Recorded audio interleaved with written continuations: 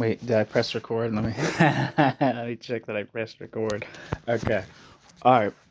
So this is a section from Baruch Knei-Paz's The Social and Political Thought of Leon Trotsky, and it's about proletarian culture and socialist culture and the construction of them in the Trotsky's thoughts on the construction of them in the context of the early 1920s in the Soviet Union.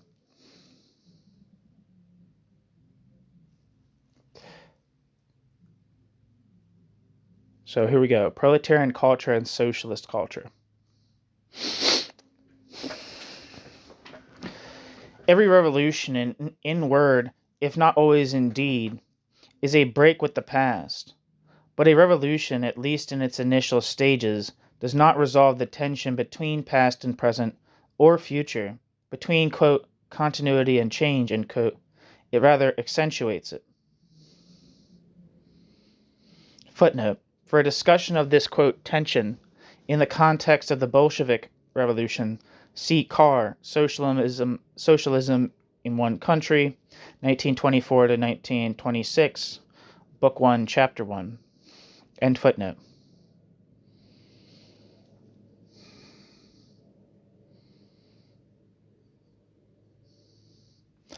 How much of the past need be jettisoned and how much retained? And what are the criteria for the doing of the one or the other? These are not merely academic questions. The power which a new revolutionary government enjoys, and the doctrines or ideals animating it, are such as both to make possible and to encourage action in spheres not just political or economic. The controversies which broke out after the revolution within the Bolshevik leadership over issues of art, literature, science, and cultural matters in general attest to the immediate and practical importance which was attached to policy in these spheres and to the passion which characterized the early attempts to resolve the tension between change and continuity. Footnote. A succinct account of the controversy over, quote, proletarian culture, proletkult, including the views of its leading spokesman, Bogdanov, and those of Lenin who is opposed to it, is given by Carr and in his Socialism in One Country, Volume 2, as well as Volume 1.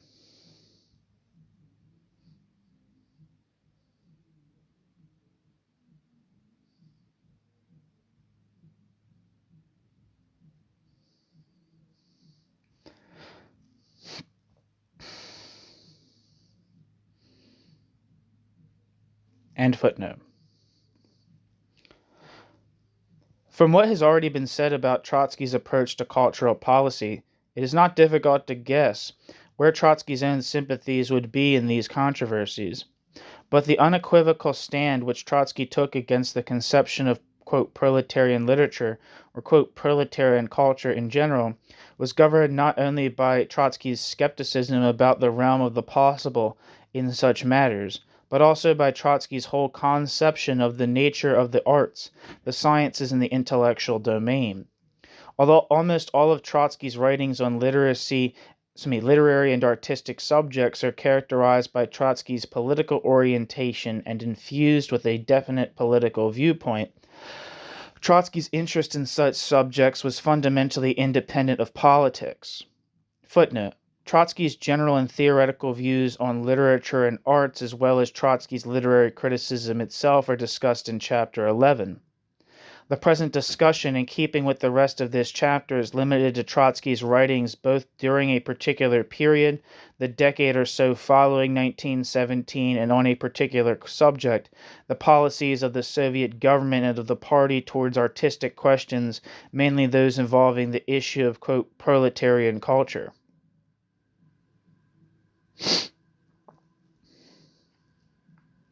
Above all, Trotsky recognized that the arts were a sphere unto themselves, though affected by the external environment and in turn affecting it, and, as such, following their own, quote, laws of development, whether in style or form or even content. As he spoke out against a, quote, Marxist military strategy, so he spoke out against a, quote, Marxist literature or a, quote, Marxist science. Beyond this, however, Trotsky also refused to accept the view that the whole of the cultural heritage of the past was to be rejected indiscriminately. The notion that all culture was only an expression of economic interest or class viewpoints Trotsky considered vulgar, ignorant, and wrong. Great art, in Trotsky's view, though surrounded, like everything else, by the framework of a particular social structure, was yet able to transcend that particular social structure, and thus give expression to human emotions, dilemmas, and aspirations which were universal and timeless. Such art could be appreciated without a reference to that art's historical context, and to appreciate that art was in fact to be enriched by it. Thus, to reject the past in toto, without differentiating between good and bad, was to reject also mankind's genuine achievements, mankind's genius, and spiritual wealth. Quote, "Art is one of the ways in which man finds his bearings in the world. In this sense, the heritage of art is not distinguished from the heritage of science and technique. ... The art of past centuries has made man more complex and flexible, has raised his mentality to a higher level, has enriched him in an all-around way. This enrichment is a precious achievement of culture. Mastery of the art of the past is, therefore, a necessary precondition not only for the creation of new art, but also for the building of the new society. For communism needs people with highly developed minds. Can, however, the art of the past enrich us with an artistic knowledge of the world? It can, precisely because it is able to give nourishment to our feelings and to educate our feelings. If we were groundlessly to repudiate the art of the past, we should at once become poor spiritually." End quote. Trotsky. Culture and Socialism.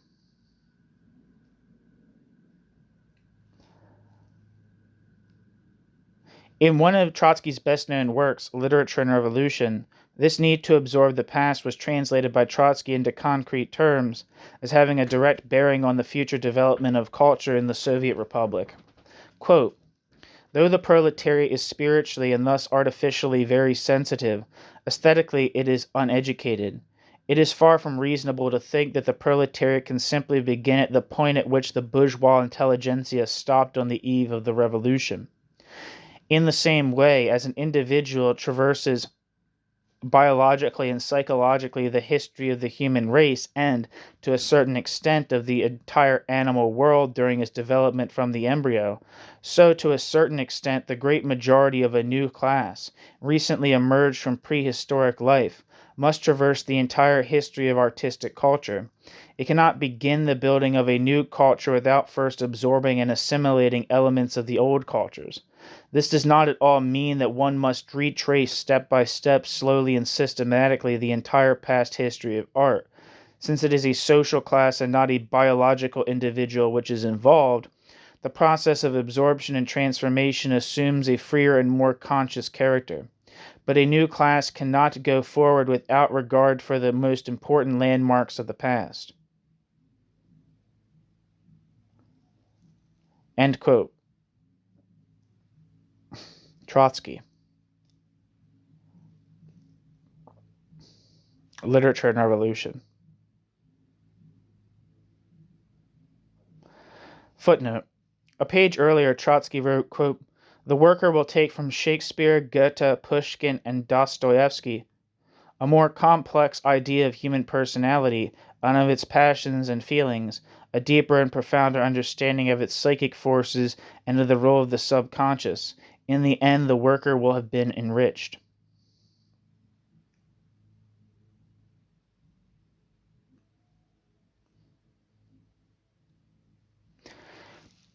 End footnote.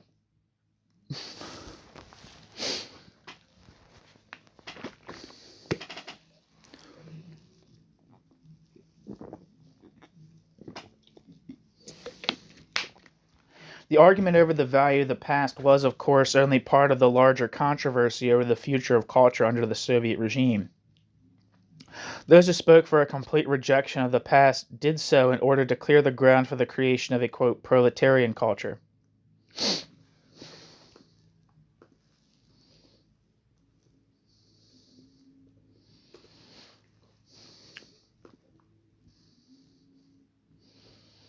I just want to read real quick the Wikipedia entry for prolet cult. Uh, prolet cult, a portmanteau of the Russian words for proletarian culture, was an experimental Soviet artistic institution that arose in conjunction with the Russian Revolution of 1917. Prolet cult, a federation of local cultural societies and avant-garde artists, was most prominent in the visual, literary, and dramatic fields. Prolet cult aspired to radically modify existing artistic forms by creating a new revolutionary working-class aesthetic, which drew its inspiration from the construction of modern industrial society in backward agrarian Russia.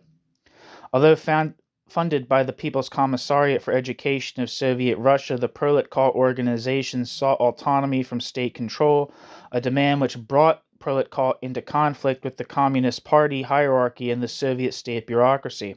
Some top party leaders, such as Lenin, sought to concentrate state funding and retain state funding from such artistic endeavors.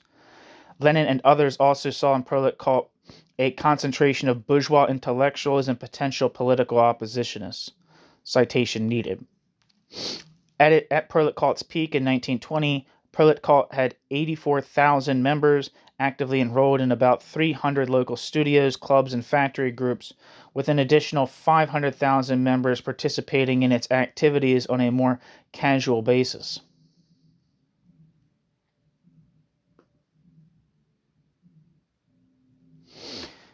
Back to the text. If the epochs of the feudal lords and of the bourgeoisie, the prolet cult people argued, could create cultures appropriate to their needs and aspirations, why should the proletariat in the proletariat's epoch not do the same? It is largely to refute this kind of thinking that Trotsky wrote Literature and Revolution. Although the main part of Literature and Revolution is devoted to an analysis of contemporary literary movements as well as of certain individual writers, the final chapters deal specifically with the issue of, quote, proletarian culture and Soviet policy toward art.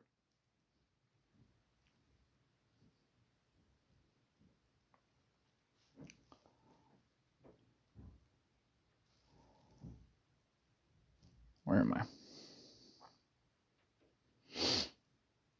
End footnote. Wait, no, that wasn't a footnote. Where the hell am I? Totally lost my place. My brain just shit its guts out.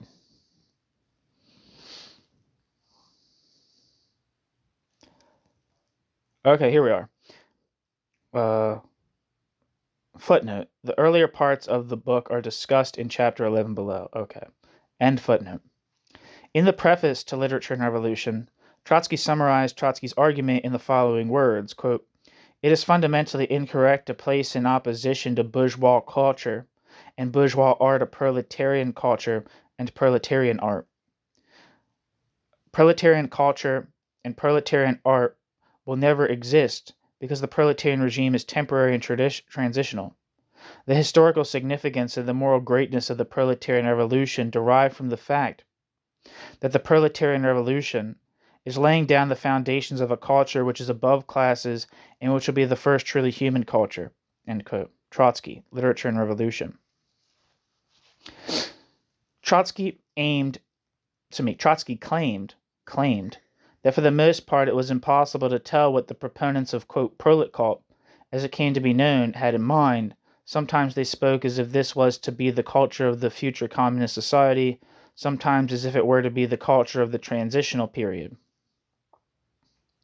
Footnote. And usually, he added, their arguments represented, quote, a jumble of concepts of words out of which one could make neither head nor tail, end quote. End footnote. In either case, however, the notion was a, quote, dangerous notion, for the notion compressed the possibilities of culture into, quote, the narrow limits of the present day, end quote. Trotsky, Literature and Revolution. To do this was to assume that external needs and conditions would remain unchanged and to block, albeit indirectly, the possibilities of change. Moreover, it meant to prejudge and predetermine that which only life itself could determine and pass judgment upon, in its own ways and at its own pace, The truth of the matter was, according to Trotsky, that the period of the, quote, dictatorship of the proletariat, end quote, was an abnormal one and highly inimical to artistic development. It was a period marked by war and dislocation, violence and destruction, economic want, and concrete, prosaic problems of organization and reconstruction. It was a period whose, quote, dynamics were centered on politics, end quote, the sphere of the external world, not of the internal spiritual world.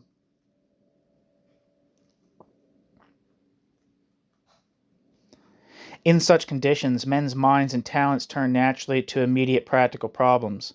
To the question, quote, why are there no Belinskys today, end quote, Trotsky replied that if Belinsky were alive now, Belinsky, quote, would probably be a member of the Politburo, end quote. Trotsky, Literature and Revolution.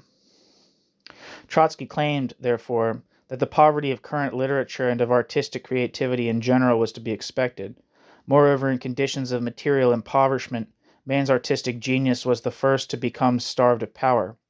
The precondition of artistic creation was, Trotsky believed, economic well-being, the satisfaction of basic, biological needs, and the liberation of man from material worries. Quote, culture is nourished on the sap of economics, and a material surplus is essential to that culture, so that culture may grow, develop, and become subtle, ... Art requires comfort, even abundance, end quote. Trotsky, Literature and Revolution.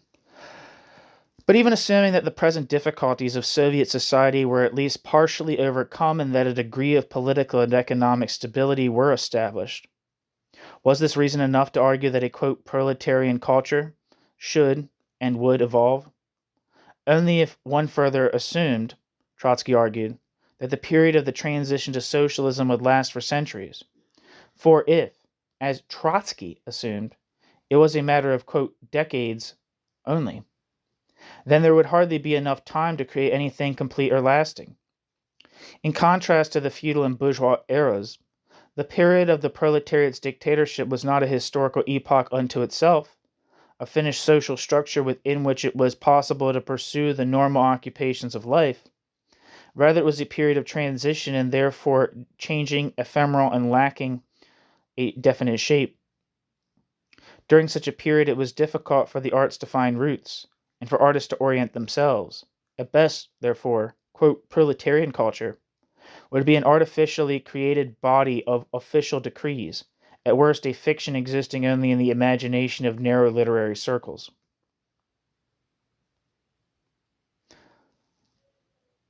And, in any case, to replace one class art by another class art was to replace one form of bad or mediocre art by another. The point was not to create a new class culture, but a new, quote, human culture, not proletarian culture, but socialist culture. The latter would become possible only insofar as the, quote, dictatorship of the proletariat was, quote, dissolved.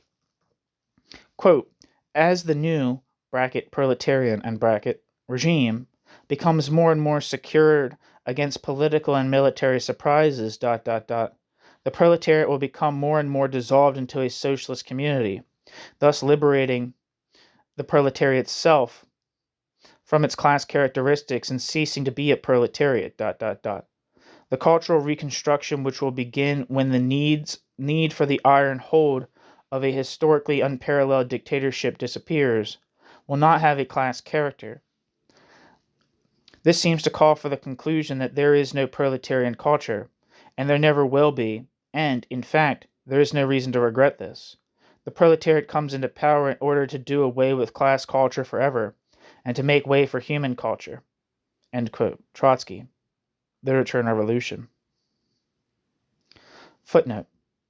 Trotsky made largely the same case against the notion of a, quote, proletarian science, both natural and social.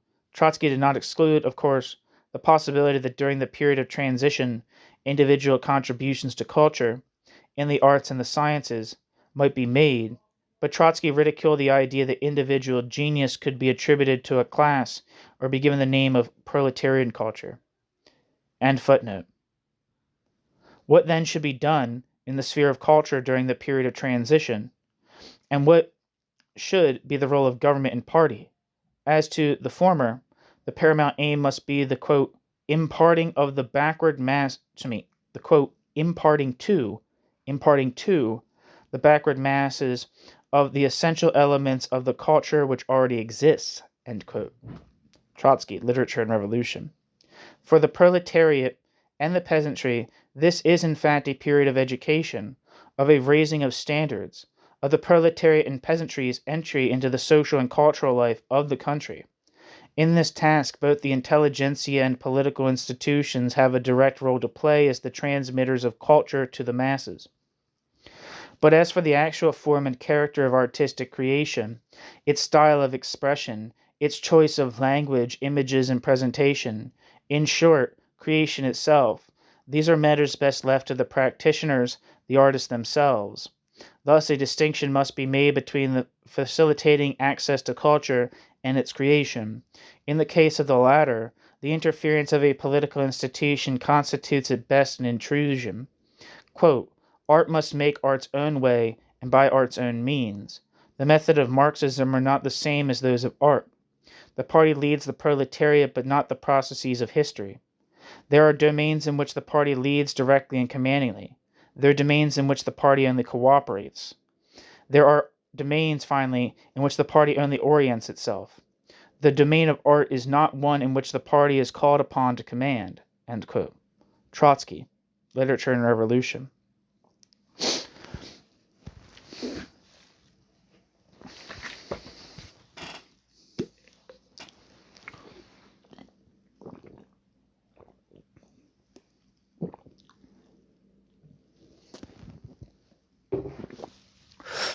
Excuse me.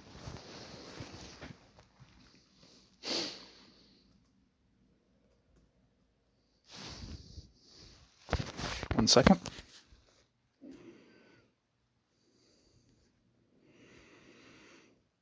Just wanted to make sure I was still recording. This means that the party must be prepared to tolerate and even encourage a variety of different schools of art, recognizing that it is only in an atmosphere of free expression that culture in general can flourish. The manner in which a socialist culture will evolve constitutes a, quote, complex, many-sided, end quote, process, and this determines the party's policy towards art. Quote, it is impossible to reduce this policy to one formula, to something short, like the bill of a bird, nor is it necessary to do this. End quote. Trotsky, Literature and Revolution. In spite of this general attitude, however, Trotsky's conception of the freedom of art was not absolute. The party, though not commanding, retained the powers of vetoing, for the party was not neutral, and the party could not, in Trotsky's view, follow the principles of laissez-faire and laissez-passer. One second. Let me see what this laissez-passer means.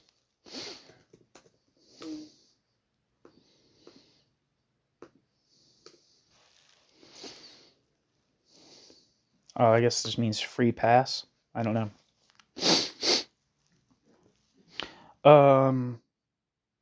Where am I? The party, though not commanding, retained the power of veto, for the party was not neutral, and the party could not, in Trotsky's view, follow the principles of laissez-faire and laissez-passer, quote, even in the field of art, end quote. There was a limit to the party's tolerance, and this limit began where there was a threat to the revolution itself. In fact, a school of art opposed to the revolution could not be tolerated. The party did not create art, but the party's primary task was to defend the revolution. It was in this capacity that the party delineated the framework of art.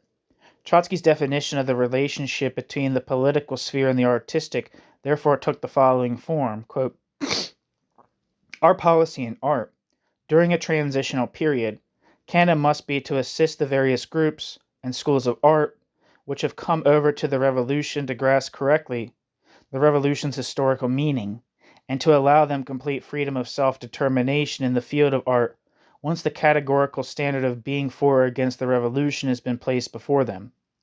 End quote. Trotsky, Literature and Revolution. But because the standard was so obviously political and was applied to a non-political sphere, this standard's, quote, limits had to be clearly defined, end quote. Quote, to express my meaning more precisely, I would say we should have a watchful revolutionary censorship and a broad and flexible policy in the field of art, free from petty partisan maliciousness. End quote. Trotsky. Literature and Revolution.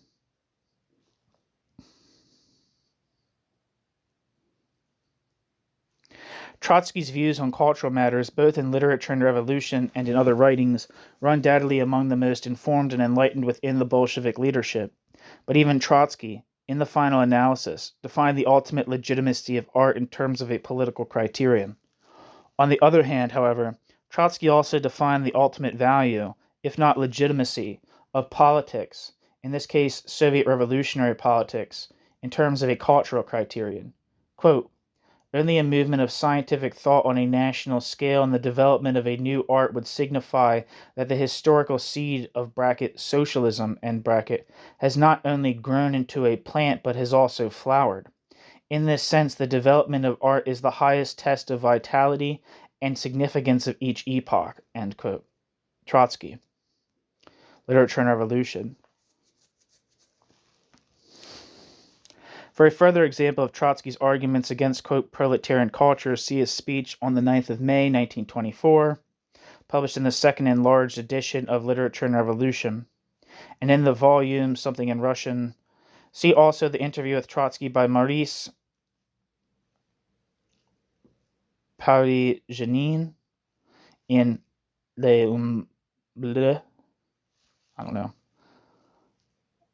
July, August 1932, and republished in the French anthology Léon Trotsky, Littérature et Révolution.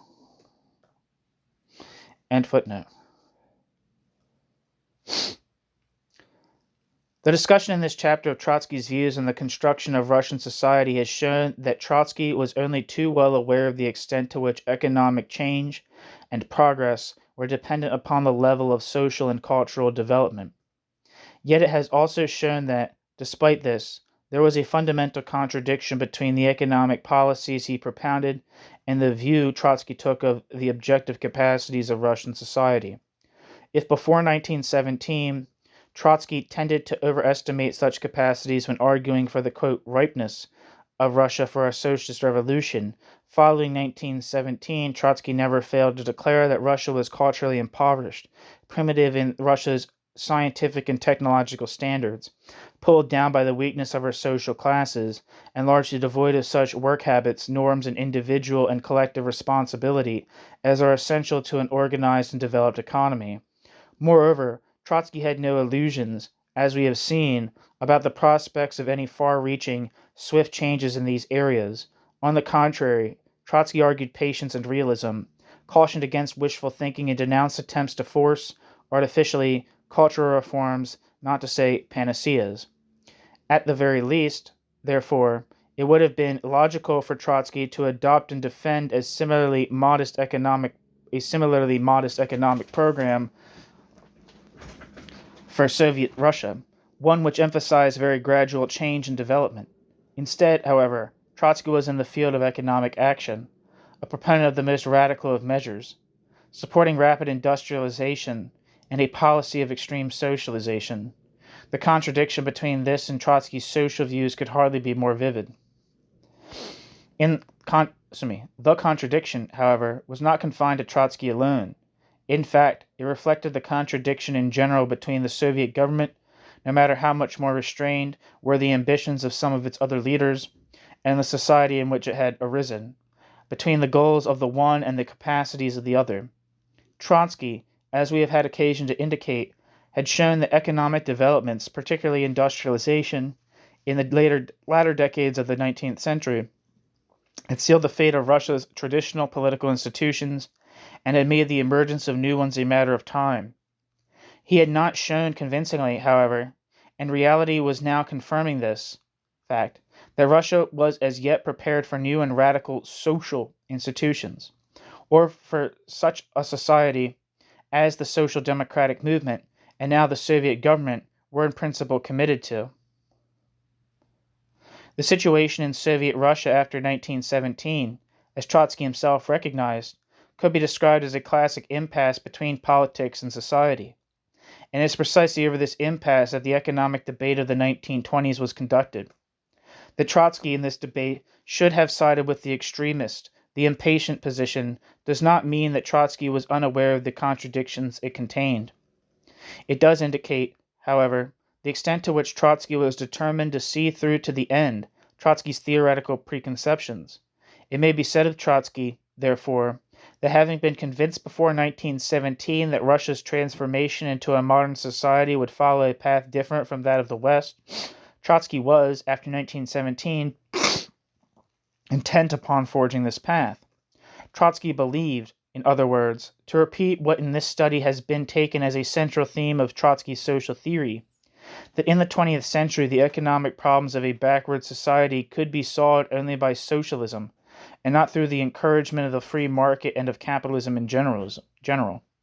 Trotsky thus continued to preach an alternative to the Western model of economic development. Was this alternative possible, or rather, did it have anything actually to do with socialism? Having already noted the inherent contradictions between Russian reality and Soviet aspirations, it would be superfluous to add that on economic grounds alone, Trotsky's alternative could not be implemented without doing damage to fundamental socialist ideals. In later years, Trotsky would become the most acrimonious critic of precisely such damage.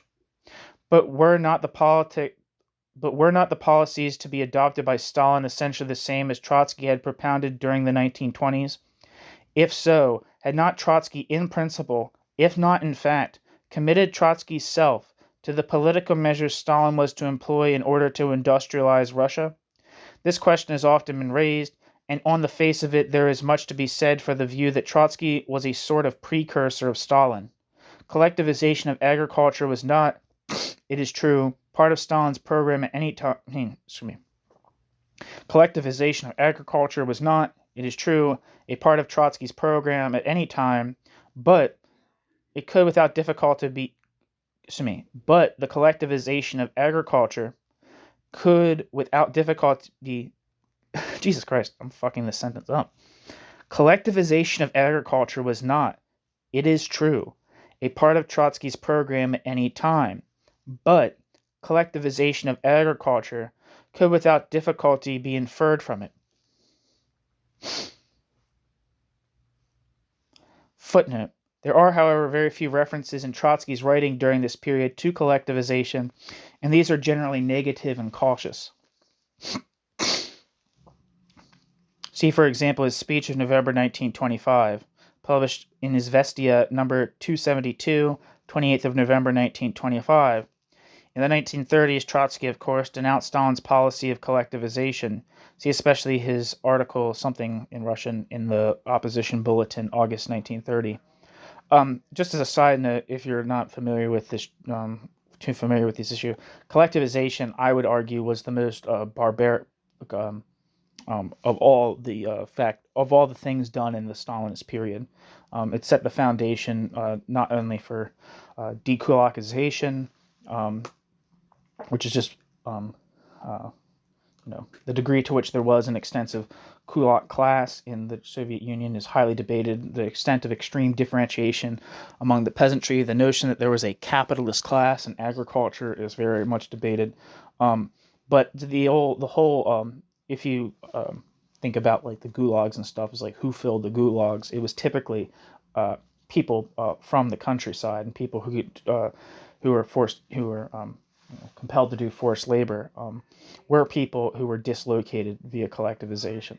So it is, I think it's very significant here that Trotsky did not advocate, if what is being said is true, I mean, if you're taking Knei-Paz's word for it, if Trotsky did not in fact advocate collectivization, especially not collectivization by the methods of Stalin, then that's a very, very strong, that's a strength of Trotsky in my view.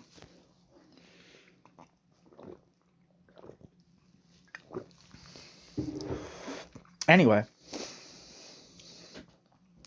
the extent of the planning and of the state activities Trotsky envisaged called, it seemed, for an administrative edifice not unlike the bureaucracy which was to emerge under Stalin. and the opposition which Trotsky's policies could be expected to arouse would have conceivably required some at least of the kind of oppression which also became in later years an integral part of Soviet reality. In general, therefore, Trotsky too had in effect urged the overcoming of the contradictions between economic objectives and social backwardness through the use of compulsion, in the sphere of politics as in that of economics. As against these affinities, however, certain clear differences between Trotsky and Stalin must be noted, though not in order to cleanse Trotsky of the Stalinist elements in Trotsky's views, but in fairness only to the logic, as Trotsky saw it, of his overall position. In the first place, from 1925 onwards, Trotsky continuously argued that Russia's economy must be reconstructed not in isolation from Europe, but through far-reaching economic commercial relations with European countries. Footnote. See in particular Towards Socialism or Capitalism, where Trotsky argued throughout that Russia must develop extensive trade ties with Europe. End footnote.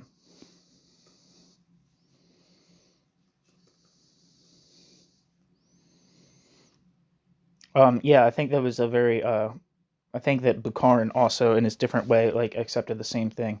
I think the notion of Soviet autarky, that was kind of associated with socialism in one country, is something rather specific to Stalin, but I'm not sure.